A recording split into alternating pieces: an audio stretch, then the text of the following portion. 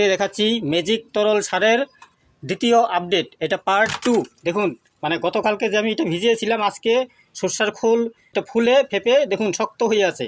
এটাকে ভেঙে মিশ্রণ করে দিতে হবে। দেখুন কত সুন্দর কালারও হয়েছে। প্রত্যেক দিন এই যে এরকম করে একটু ঘাটতে হবে, ঘেটে ঢেকে রাখতে হবে। 7 দিন পরের থেকে দেওয়া অবশ্যই যাবে। কিন্তু এটার 1 লিটার তরল সার আর সঙ্গে আরও 7-8-10 লিটার নর্মাল জল মিশিয়ে তারপরে দেবেন। আপনারা যদি শাকাহারি না হন, মাছ মাংস খান, তাহলে তার ধোয়া জল আর পুঁটি মাছের আঁশটা নোংরা ভুঁড়ি, যদি সেটা না পারেন তাহলে শুকনা মাছ মানে শুটকি পুঁটি মাছেরই সেটা যদি অল্প দিয়ে দেন, 100-150-200-250 অসুবিধা নেই। অবশ্যই একটু ভাতের মার দিয়ে এইটাকে 7 দিন ঘাটাঘাটি করবেন। একটাই মাটি একটাই সার।